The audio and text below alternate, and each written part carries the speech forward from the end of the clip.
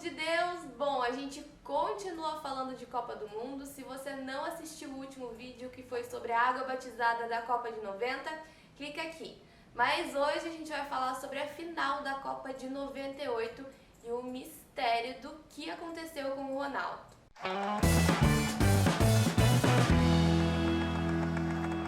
Ronaldo Nazário de Lima tinha 21 anos na Copa de 1998, que aconteceu na França. Essa não era a primeira Copa do Ronaldo, mas era considerada por muitos brasileiros a Copa do Ronaldo. O dia era 12 de julho de 1998, jogo da final da Copa entre Brasil e França em Paris. E muita gente relaciona a derrota do Brasil com o que aconteceu com o Ronaldo. A torcida esperava o jogo quando, uma hora antes da partida, na primeira escalação divulgada pelo Zagallo, que era técnico da seleção na época, simplesmente o craque do time não apareceu.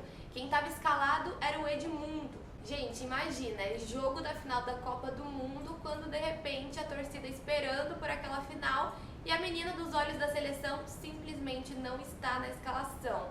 Ninguém sabia de nada e, segundo relatos dos jornalistas, nos bastidores também foi aquela confusão. Inclusive até o Pelé na época foi perguntado do que é que estava acontecendo, ele não sabia falar. O segundo estranhamento foi quando o time simplesmente não apareceu no aquecimento. Foi aí que começaram as especulações. Ronaldo teria tido uma lesão no tornozelo, problemas no estômago. Falaram até de um envenenamento e da vida amorosa do jogador, que também era uma possibilidade. Bom, mas vamos às histórias oficiais contadas pelos jogadores.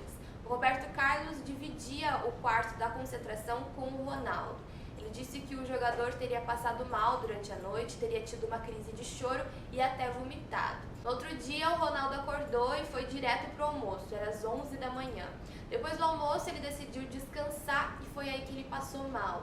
Eram 10 horas da manhã no horário de Brasília e 3 da tarde na França. Faltavam 6 horas para o início da final da Copa e foi aí que o Ronaldo teria passado mal.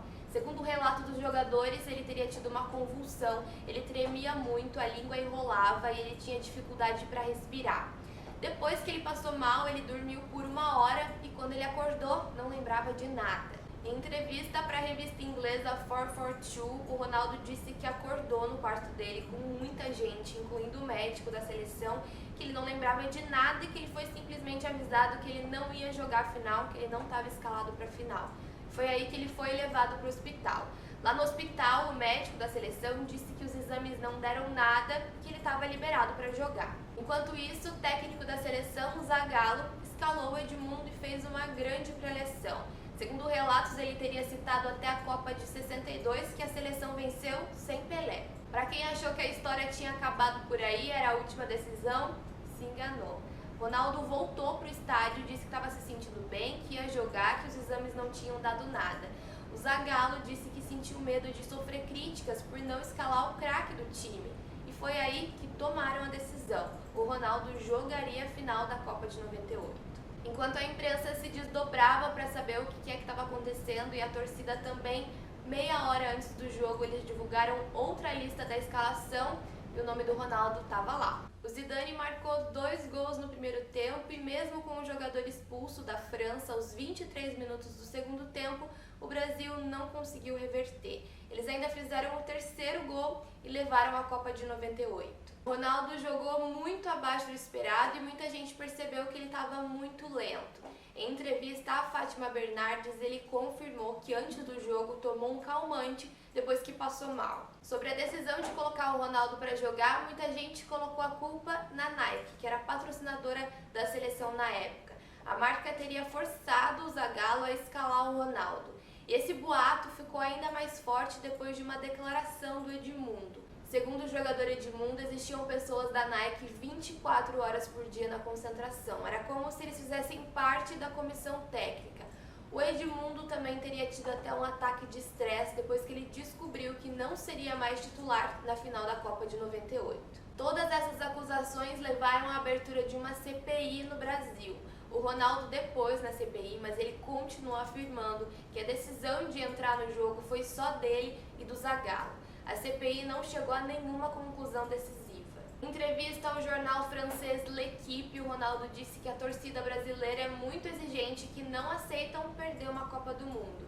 Ele disse também que não tem como explicar sobre a derrota, que simplesmente a França era melhor e levou. Para a Fox Sports, o jogador disse que depois fez muitos exames e era como se nada tivesse acontecido com ele. Vamos então às teorias da torcida. A teoria número 1 é que tudo seria um complô entre a Nike, os jogadores e a comissão técnica. Todo mundo teria recebido em dólares para entregar a Copa de 98 em troca de ganhar a Copa de 2002 e ainda sediar a Copa de 2014. Mas como jamais isso vazaria? A teoria número 2 é que o Ronaldo teria ficado muito triste porque a noiva dele na época, a Susana Werner, que inclusive é a mulher do Júlio César hoje, teria sido vista com um jornalista. Ela estava lá trabalhando na cobertura da Copa. Outra teoria é que ele teria passado mal por conta de alguns remédios que ele estava tomando para o joelho, inclusive um anti-inflamatório que tinha também um dos efeitos colaterais, a convulsão. Todos esses boatos chegaram até a acusar os jogadores franceses de terem envenenado a comida do Ronaldo antes da final.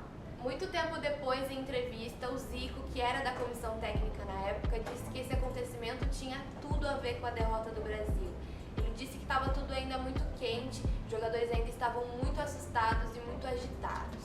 Mesmo com todos esses acontecimentos, o Ronaldo ainda levou o prêmio de melhor jogador da Copa da França e, 4 anos depois, a redenção. Brasil campeão da Copa de 2002.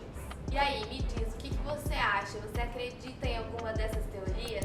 Bom, se você lembrou de alguma história também que eu posso contar aqui, deixa pra mim nos comentários, tá bom? Beijo e até a próxima!